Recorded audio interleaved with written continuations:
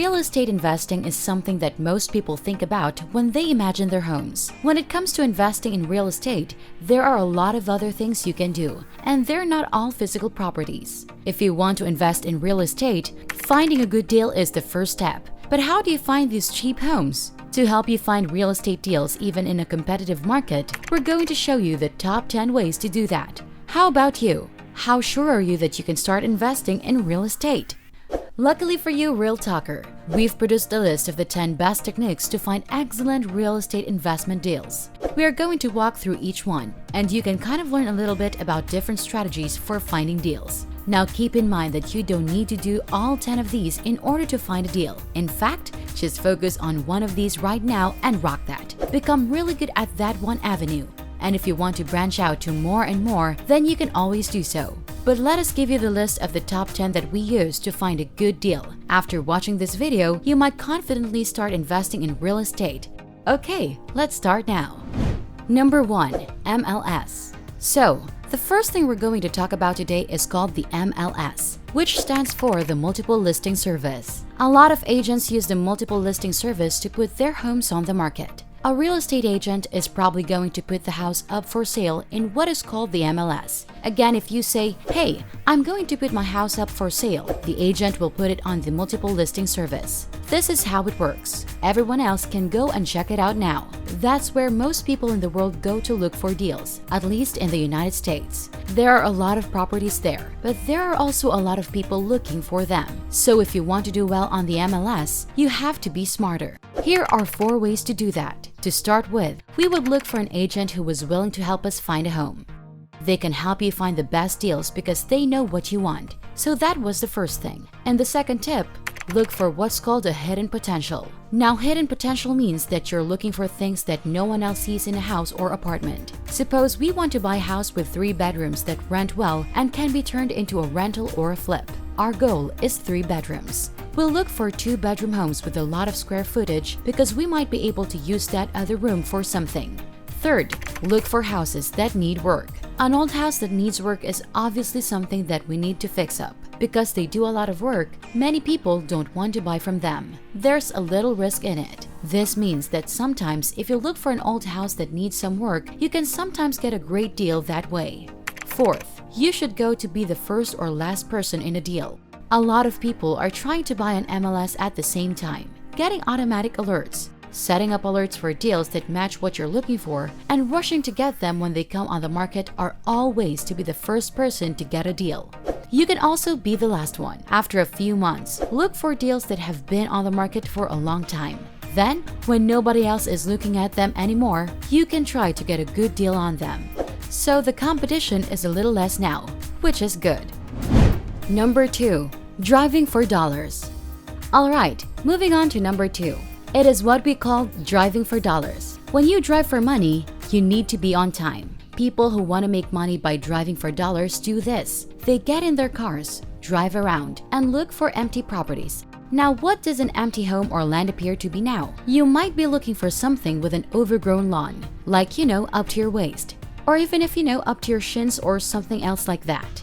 Something that looks like it hasn't been mowed in a while. It's a good idea to look for piles of newspapers or boarded up windows, or windows that don't have curtains in them. If there are no curtains or blinds in any of the windows, then there is nothing to keep the light out of the room. Often we'll look for little white pieces of paper that are on the windows because that means there is some kind of legal action going on there. There should be a lot of junk in the house and in the yard that looks like it has been there for a long time.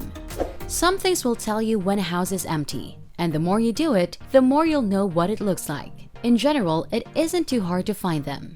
Then when you're driving for money, you're going to look for these properties. And then you're going to go home and look for the owner of the property. In most cases, you can find it on the website run by your county assessor. You want to get in touch with the owner and send them either a letter or a call. As long as you have some research done, you can call or email the people you want to sell your things to. Nobody will sell, but some of them may. Number 3. Direct marketing.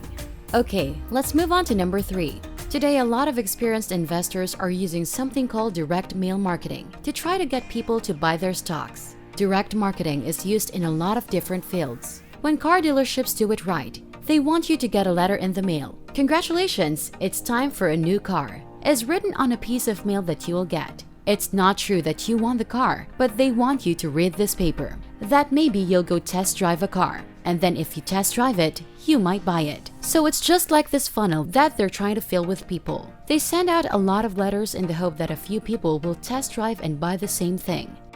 With real estate, you send out a lot of letters in the hope that a few people will call you, and then a few of those calls will turn into sales. So if you send 1,000 pieces of mail, you might get 20 phone calls, 30 phone calls, 50 phone calls, or even 10 phone calls. It all depends on where you live and how well you market. At the end of the day, you might only have closed 1 deal, 2 deals, 5 deals, or none at all. If it's the same funnel, then it could be the same as well. That's why you should use direct mail marketing. If you want more deals, spend more money on mail. You might pay about $1 to send a letter, but that's not always the case. There are 2 ways you can save money on postage. You can do the work yourself, or you can pay more and have someone else do it for you. You know, both ways. A lot of business will help you with direct mail marketing, but you can also do it yourself. So keep in mind that when you use direct mail marketing, you want to pay attention to 4 things. This is your list. The second thing you want to pay attention to is the mail that you send. So your list is who you send the letter to. It could be absentee landlords, people who are 90 days late on their mortgage, or you can buy lists online. You can also make your own list. Second, you have postcards, letters, or other mail that you need to send. What this means is that you're going to have to pay attention to every part of your funnel. How many letters did you write? How many phone calls did you get? And how many deals did you close? Do work on that funnel, and always keep an eye on that funnel to see where you are and how you can improve it. If you get 50 phone calls out of 100 letters, that means you get 10% of them. Get 15 or 20% right, so you go through the funnel and do what you can. Here is the follow-up. You need to pay attention to your follow-up because direct mail marketing is all about not getting the deal on your first mailing. People care about the follow-up. Repeating these emails to these people over and over is how it's done. Then when they're ready to sell, who will buy them? An unknown person. Or you could talk to the person who wants to buy the house. As you can see, that's how direct marketing works. Moving on to number 4. We are going to talk about wholesalers. In our last video, we already talked about how to get started with wholesaling within 30 days. So if you haven't watched that video, you can check it out now. People who work as wholesalers do a lot of different things to find good deals. They go through all of the things that we're going to talk about today, but afterward, they don't want to buy them. You see, a wholesaler is a person who acts as a middleman. They found the good deals, and then the wholesaler just sells them, flips some, or does what they want with them. It can get the deal to the person who wants to buy it. It turns out that there are a lot of wholesalers out there looking for good deals, and they're going to mark it up a little bit. Somebody might get the deal done and they'll see if you want to buy it for $50,000 now. When they mark something up, they make $5,000 in a matter of minutes. If you're looking for a bargain, 55 might be a great deal for you. Or 200,000, 500,000, or any other relevant number. But the point is that the wholesalers can be a good way to look for good deals too. But you still have to find the wholesalers. Would suggest that you join a group. You need to go to real estate clubs in your area and talk to people with bigger wallets. There are a lot of people who are excited about wholesaling, so find them and talk to them. Tell them what you want, what kind of deals you want. Okay, let's move on to number 5. That's auctions.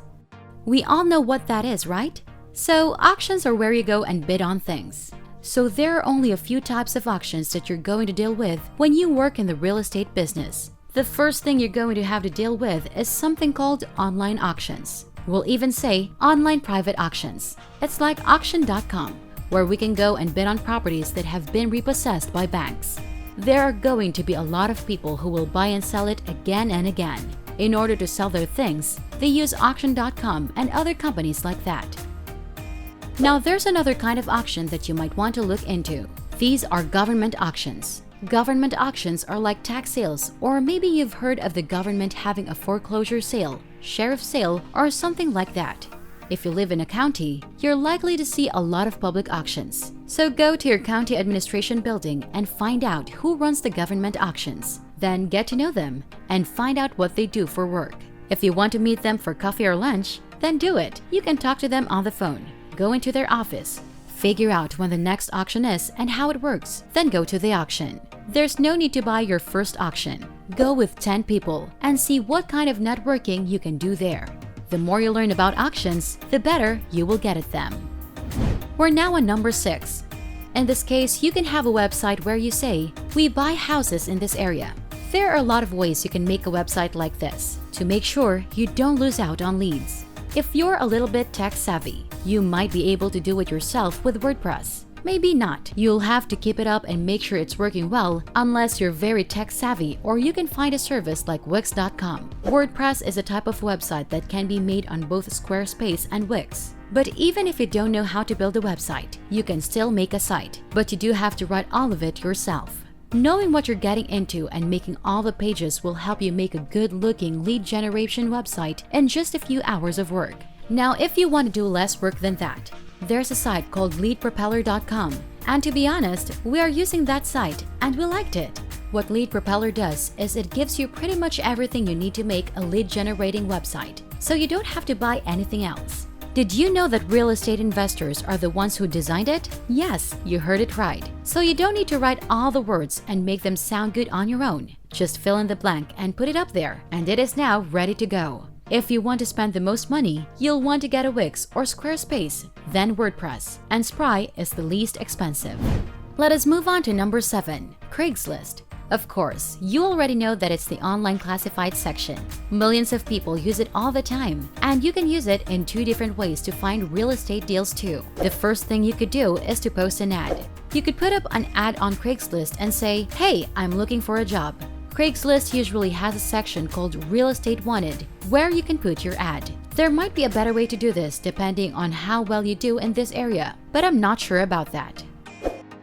The second option would be responding to rentals. You can find people who are landlords like mom and pop landlords and contact them and say, "Hey, I saw that you were trying to rent your property out, but I'm not interested in renting. I'm looking to buy a house. Are you willing to sell your house? Can we talk about that?" And they probably say, "Yeah, no thanks." But you'll probably make some good friends in the meantime. And every now and then, you'll hear your landlord say, "You know, we're thinking about selling that property. How much do you think it's worth, or how much do you want to pay to start the conversation?"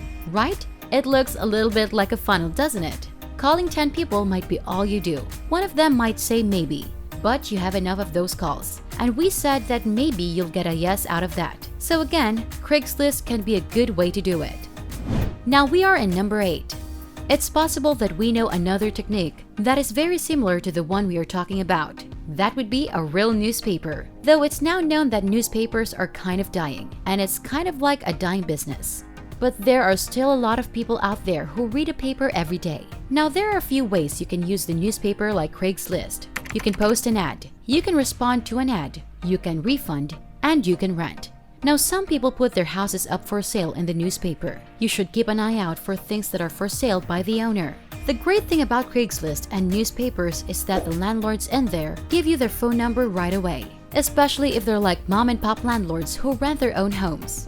They put it in the ad. Getting the owners of properties to give you their phone numbers makes it easier for you to find them. If you want to remember to do something, set up a reminder on your cell phone. Pull out your phone right now instead of setting a voice-activated reminder for Siri or whoever your Google is. You can say, "Hey Siri, remind me every Monday at 4 p.m. to post an ad on Craigslist." Or, "Remind me every Tuesday at 5 p.m. to read the newspaper I added to classified ads." So you do that every week. And maybe once or twice or 3 times a year, you can get some good deals that way. Alright, so let's move on to number 9, which is printing. Print advertisements are anything that can be rented, such as billboard. I know some investors who simply purchase those large billboards because they are relatively inexpensive, or it may depend on where they are located. They make more money than you think they do. So put up a big billboard that says, "You buy houses in distress," or "You buy any house cash for houses," or something similar. There are also simple advertisements that can be placed on your car's back, side, or roof, such as magnetic signs that can be purchased for $20 or $30 online. Or you can wrap your car in advertising. For those who really want to go all out, perhaps you'd like to sponsor a bench in a location of your choosing. It can be near a park, and you will be given a bench with your name written on it.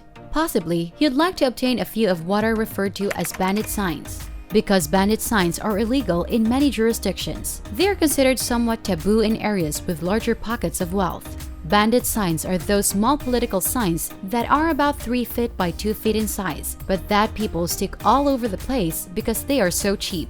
They post them all over the place, on billboards, telephone poles, and even in yards that don't belong to them. They do this in a lot of different areas. You should not put bandit signs out in public if they are illegal in your area, because they just dirty up neighborhoods and the government doesn't like it very much. You put your phone number on bandit signs so they can track you down, right? However, there are some ways to use bandit signs that are potentially beneficial. You could, for example, rent out a space in someone's yard or garden. Actually, you can approach someone and ask, "Hey, can I put this in your yard? And if I get the deal, I'll give you $1,000. Right. So there are ways to keep it legal without trashing your entire town and trying to break the law. We're now on to number 10, something we refer to as passion. So passion is exactly what it sounds like. You've been passionate about real estate, but you also love real estate and want to tell everyone about what you do, why you do it, and what you're looking for in a property. So the amusing thing is that when you tell people what you want, they respond by attempting to assist you in obtaining it. In other words, imagine that your friend approached you with the news that she was looking for work and that she was looking for something in the accounting field, somewhere within a 10-mile radius of where you were standing. What are you planning to do? In a zag, are you going to say no thanks? Or are you going to start thinking, do I know anyone who might be hiring? Are there any companies in the area that might be interested in hiring this individual? Due to the fact that they've given you something specific that they want and are extremely enthusiastic about it, you're going to start thinking. Your family and friends, on the other hand, are the same way. So, let everyone know about your passion by posting on your Facebook wall today that you're on the lookout for real estate opportunities. Maybe you're looking for trashed properties, or maybe you're looking for unsightly properties that are nasty. And you want to get out there and let people know that you're an investor who enjoys real estate and that you love it. In fact, it was through this process that we were able to acquire our 30-unit apartment building. It was because of our passion that we were able to tell everyone we knew that we were looking for an apartment building. And lo and behold, one day while talking with them, they revealed that they actually had an apartment building that they were considering selling. And that turned into a great relationship that resulted in a great deal for both of you. And it was all because of your passion. Consequently, be passionate. Tell people what you want, know what you want, and then go and get it. So we've come to the end of our list of 10 different ways to find good deals on the internet. While the number of creative strategies available has increased significantly, the more you learn about finding good deals and the more opportunities you pursue, the greater your chances of finding good deals there are. So, as we mentioned at the outset of this video, if you are having difficulty finding deals right now, we recommend that you watch this video. You now understand where you should put your attention throughout the 10. Just pick one that you think you'll be able to master, whether it's driving for dollars, direct mail marketing, or any of the other techniques we discussed in this video. Then, just start getting those leads coming in. And remember that not every deal will turn out well for you.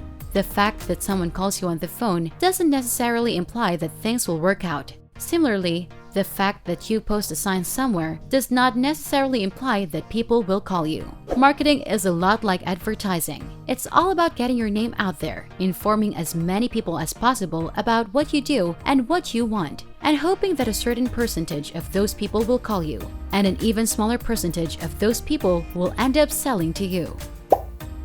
That's it for this video, Real Talker. We hope that you are now confident to start investing in real estate. Remember to subscribe to our channel, and if you feel like we've delivered value, please share this video with one person. That's right, just one person, as a token of your appreciation for the hard work we put into making content that educates and helps you on your mission of building your own fortune. Remember, you can watch video after video, but it isn't until you actually take action that you'll start to see results. See you soon!